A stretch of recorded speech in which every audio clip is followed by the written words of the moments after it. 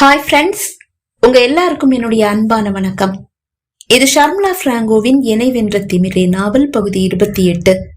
வாசிப்பது ஷர்மிளா பிராங்கோ. வாங்க ஃப்ரெண்ட்ஸ், தொடர்ந்து கதையை கேட்கலாம். அக்னி வேதாவை தேடி அவனது குடிசைக்கு வரும்போது வேதா மட்டுமல்ல, அவனது குழுவில் உள்ள ஒருவரும் அங்கு இருக்கவில்லை. டீச்சர் அம்மா, நீங்க யார தேடுறீங்க? பின்னால் இருந்து ஒலித்தது குகனின் குரல்.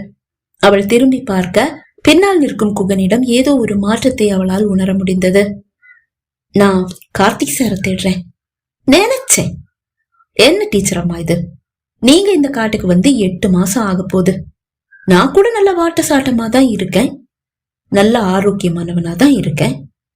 அது மட்டும் இல்ல, உங்க கார்த்திக் சாரை விட எக்கச்சக்கமா காசும் வச்சிருக்கேன். உங்களை கட்டிக்க இதை விட எனக்கு வேற என்ன தகுதி வேணும்னு சொல்லுங்க. நீங்க சரின்னு சொன்னா இப்பவே நம்ம கல்யாணம். ஆதிவாசியானதால என்ன கட்டிக்க உங்களுக்கு பிடிக்கலன்னா சொல்லுங்க, கல்யாணம் முடிஞ்ச கையோட சிட்டிக்கு போயிடலாம். உங்க வேதா மாதிரியே நாகரிகமா ட்ரெஸ் எல்லாம் போட்டுக்கிட்டு நானும் ஒரு சிட்டி வாசி மாதிரி ஆயிடுறேன். நீ ஆதிவாசியா இருந்தா எனக்கு என்ன பிரச்சனை குகன்? எனக்கு தேவை ஒரு கணவர். அப்படி ஒரு கணவர் எனக்கு இருக்காரு. எனக்கு கல்யாணம் ஆயிடுச்சு. தெரியும், அரசல் புரசலா நானும் கேள்விப்பட்டேன்.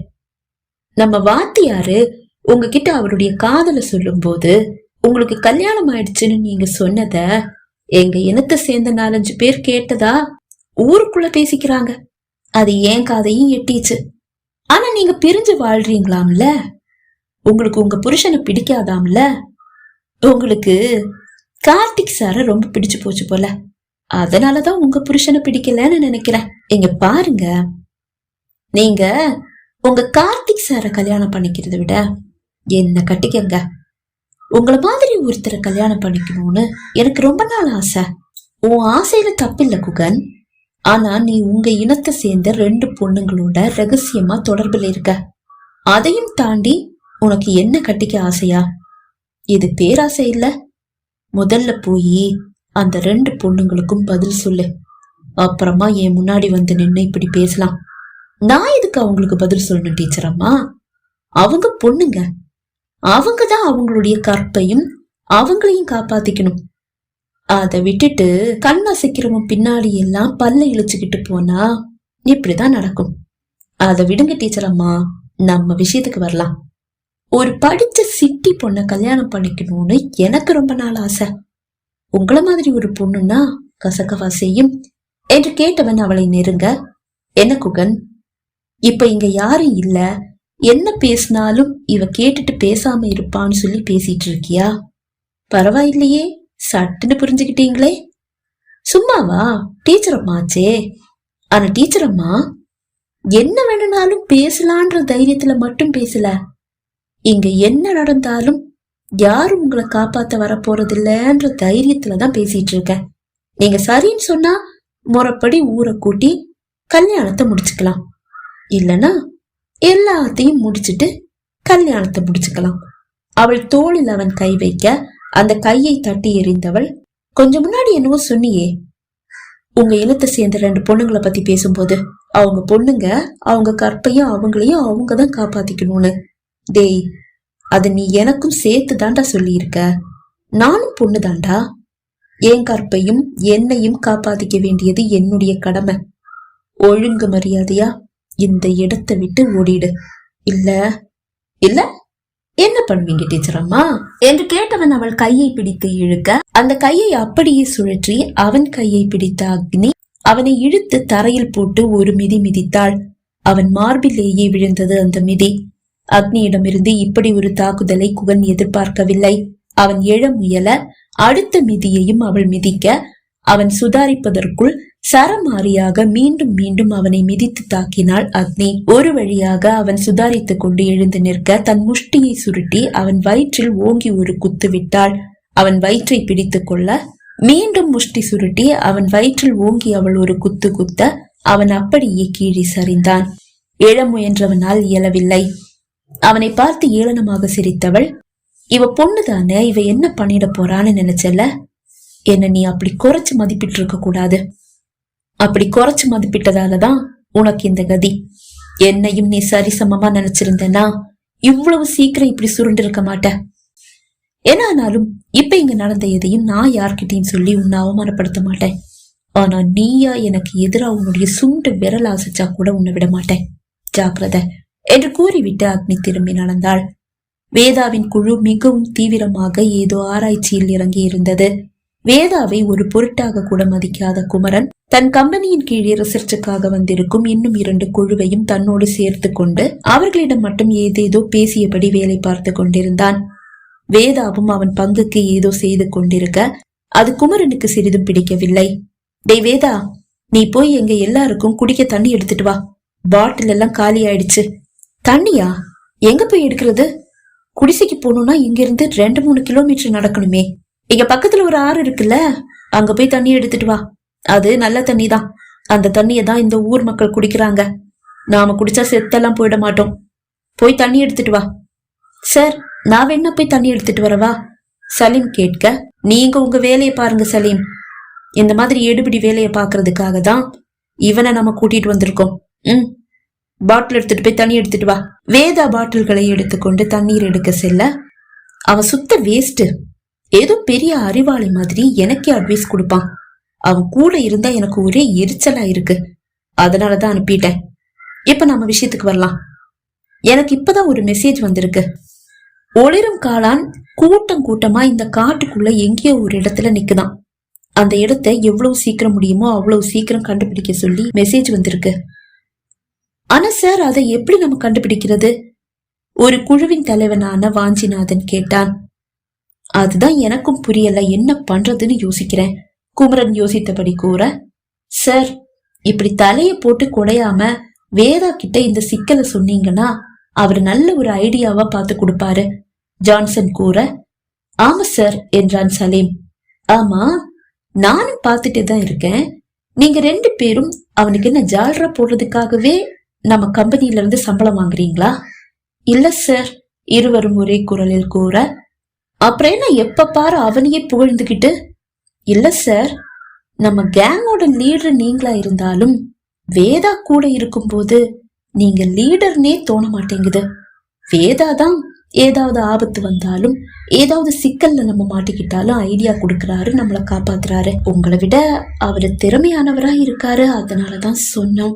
ஜான்சன் கூற, அவனை கோபமாக முறைத்த குமரன், ஆமடா, அதனாலதான் அந்த எடுபிடிய தண்ணி எடுக்க அனுப்பிச்சிருக்கேன். எடுபிடி வேலைக்கு வந்தவன் அதை மட்டும்தான் பாக்கணும். வேற ஏதாவது விஷயத்துல அவன் மூக்கம் நுழைச்சான் அவ்வளவுதான், எனக்கு கெட்ட கோபம் வரும். அவன் வந்தா அவன்கிட்ட இதை சொல்லி வைங்க என்று கூறியவன் மற்றவர்களை பார்த்து, இங்க பாருங்க, அந்த அறவேக்காடு என்ன சொன்னாலும் அதை காதிலேயே வாங்கிக்க வேண்டாம். இந்த ஜால்ரா பசங்க சொல்றதையும் கேட்காதீங்க. நான் சொல்றத மட்டும் செய்யுங்க. ஓகே சார், அனைவரும் ஒரே குரலில் கூற, சரி சார், நீங்க சொல்றதையே நாங்களும் செய்யறோம். இப்ப என்ன பண்ணணும்னு சொல்லுங்க, சலீம் கேட்டான். இந்த ஒளிரும் காளான் எப்படி இருக்கும்னு நமக்கு தெரியுமே, அதை நம்ம தான் பார்த்திருக்கோமே. அது கூட்டம் கூட்டமா இருக்கிற இடத்தை இப்பவே தேட ஆரம்பிக்கலாம். இந்த இடத்துல அது கூட்டம் கூட்டமா நிக்கிறத நேத்து நைட்டு நான் பார்த்தேன். அப்படின்னா அது இந்த இடத்தை சுத்தி தான் கூட்டம் கூட்டமா நிக்கணும். அததான் நம்ம கண்டுபிடிக்கணும். சீக்கிரமா தேட ஆரம்பிங்க. அனைவரும் விழுந்து விழுந்து கூட்டமாக நிற்கும் ஒளிரும் காளானை தேட ஆரம்பிக்க தண்ணீர் பாட்டில்களை நிறைத்து கொண்டு அங்கு வந்து சேர்ந்தான் வேதா. அனைவரும் விழுந்து விழுந்து தேடுவதை கண்டவன், என்ன தேடுறீங்க சலீம் என்று கேட்டான். அப்பாடா, நம்மள காப்பாத்த நம்ம காவல் தெய்வம் வந்துருச்சு. அந்த அறவேக்காடு சொன்னா சொல்லிட்டு போட்டோம். வேதா கிட்ட இந்த விஷயத்த சொல்லுவோம்.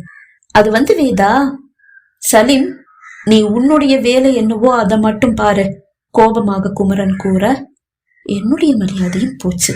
இதுக்கு மேல பேசினா வந்து அடிப்பான். சரி, நம்ம வேலையை பார்ப்போம். இல்ல சார், என்கிட்ட விஷயத்த சொன்னா நானும் உங்க கூட சேர்ந்து தேடுவேன்ல. கோபமாக வேதாவை முறைத்த குமரன், ஏடுபிடி வேலைக்கு வந்த நீ அதை மட்டும் பாரு. போய் ஏதாவது மரத்தடியில உட்காந்து செல்போன்ல கேம் விளையாடு. அடுத்த இடத்துக்கு போகும்போது வழிகாட்ட கூப்பிடுறோம், அப்ப வா. போடா, போய் வெட்டியா உட்கார்ந்துடு ஏளனமாக குமரன் கூற, ஓகே சார், என்னுடைய ஹெல்ப் உங்களுக்கு வேண்டானா நான் போய் என் வேலையை பாக்குறேன். சற்று தள்ளி வந்து ஒரு மரத்தின் அடியில் அமர்ந்த வேதா கூர்மையான ஒரு கல்லை எடுத்து அங்கு தோண்ட ஆரம்பித்தான். அப்போதுதான் அங்கு வந்து சேர்ந்தாள் அக்னி. அக்னியை கண்டதும் அனைவரின் கவனமும் அவள் பக்கம் திரும்பியது. ஏனோ குமரனுக்கு பொறாமையும் கோபமும் மாறி மாறி போட்டி போட அவன் மனம் வேலையில் ஒப்பவில்லை. ஆனால் வேதாவோ அக்னி தன் முன் வந்து நிற்பதை பொருட்படுத்தாமல் குழி தோண்டுவதிலேயே குறியாக இருந்தான். கார்த்தி, நான் உங்ககிட்ட கொஞ்சம் தனியா பேசணும். நான் எதுவும் பேச விரும்பல அக்னி. உன்னை யார் இங்க வர சொன்னது? நீ இங்க இருந்து கிளம்பு. கார்த்தி பிளீஸ், நான் பண்ணது தப்புதான். அதுக்காக நான் உங்ககிட்ட மன்னிப்பு கேக்குறேன். அதுக்கு என்ன பிராயச்சித்தம் செய்யணும்னு நீங்க சொன்னாலும் அதை நான் செய்ய தயாரா இருக்கேன். மௌனிகா காலில் விழுந்து மன்னிப்பு கேட்கணுமா? கேக்குறேன். உங்க காலில் விழணுமா? விழுறேன். நீங்க என்கிட்ட பேசாம இருந்தா என்னால தாங்க முடியாது. இத்தனை மாசம் அந்த வேதனையை தானே நான் அனுபவிச்சுட்டு இருந்தேன். நீயும் அனுபவிக்கலாம், தப்பில்ல. கார்த்திக் பிளீஸ், நீ முதல்ல இங்க இருந்து கிளம்பு. இந்த இடம் உனக்கு சரிப்பட்டு வராது. கிளம்பு கிளம்பு. மீண்டும் தோண்ட ஆரம்பித்தான். அவர்கள் என்ன பேசிக் கொள்கிறார்கள் என்பது மற்றவர்களுக்கு கேட்கவில்லை. பொறுமையை இழந்த குமரன் வேதா அக்னியை நோக்கி வந்தான். டேய் வேதா, போய் என்னுடைய டைரி எடுத்துட்டு வந்துடு. நான் மறந்துட்டு வந்துட்டேன். அதுல சில குறிப்புகள் இருக்கு, அது எனக்கு இப்ப தேவைப்படுது. போய் எடுத்துட்டு வா. குமரன் வேதாவை உரிமையில் அழைத்தது அக்னிக்கு சிறிது கூட பிடிக்கவில்லை. கோபமாக அவனை பார்த்தவள், ஹலோ மிஸ்டர் குமரன், இவரும் உங்களை மாதிரியே உங்க கம்பெனியோட எம்ப்ளாயி தான். ஏன் இவரை மரியாதை இல்லாம பேசுறீங்க?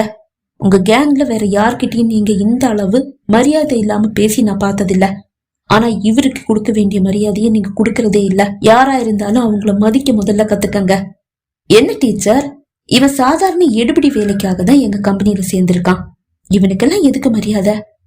அவன் அப்படி கூறவும் கோபமாக குமரனை முறைத்த அக்னி, இவரை பத்தி நீ என்ன நினைச்சிட்டு இருக்க என்று கேட்டாள்.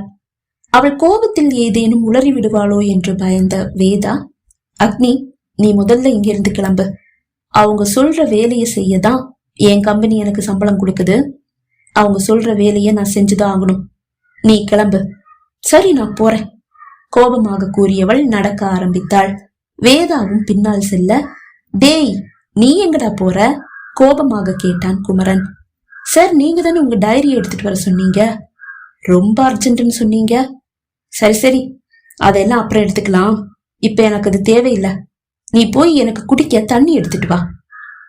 ஓகே சார் என்றவன் தண்ணீர் பாட்டிலை எடுக்க சென்றான். அவனை திரும்பி திரும்பி பார்த்தபடியே நடந்து சென்றாள் அக்னி. அவன் தோண்டிக் கொண்டிருந்த அந்த குழியையே வெறித்து பார்த்தபடி நின்று கொண்டிருந்தான் குமரன். தண்ணீரை கொண்டு வந்து அவனிடம் கொடுத்துவிட்டு மீண்டும் கீழே அமர்ந்து அந்த குழியை தோண்ட ஆரம்பித்தான் வேதா. அவனை ஏளனமாக பார்த்து சிரித்தபடியே நீரை பருக ஆரம்பித்தான் குமரன்.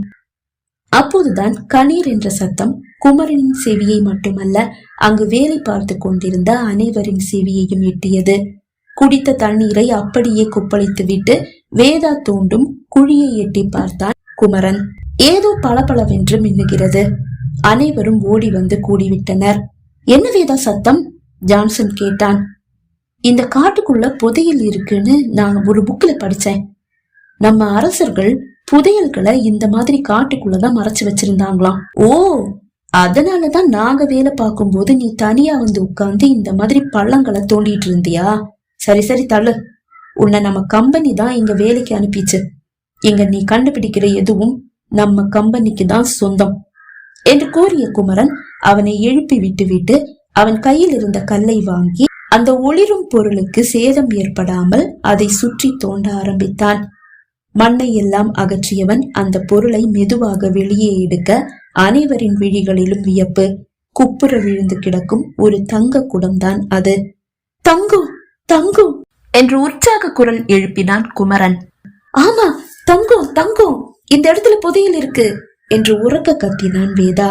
டேய் கத்தாதடா, இங்க புதையல் இருக்குன்னு வெளியே தெரிஞ்சா ஆளுக்கு புதையலை தேடி வந்துடுவானுங்க. குமரன் அதட்ட, அதுதானடா எனக்கும் தேவை. புதையல்ன்ற வலைய தானே பெரிய பெரிய முதலைகளுக்கு விரிச்சிருக்கேன். அதெங்க இந்த முட்டாளுக்கு தெரிய போது. மனதில் சிரித்து கொண்டான் வேதா. சில நிமிடங்களிலேயே புதையல் செய்தி காட்டு தீயாக காடு முழுவதும் பரவிவிட்டது. குகனின் செவியையும் அது எட்ட அடுத்த நொடி அரசியல் தலைவர் முத்துவேல் செவியையும் அந்த செய்தி எட்ட தன் படையோடு காட்டிற்கு புறப்பட்டு விட்டார் முத்துவேல். பகுதி 28 நிறைவடைந்தது. பகுதி 29 உங்களை சந்திக்கும் வரை விடைபெறுகிறேன். நன்றி, வணக்கம்.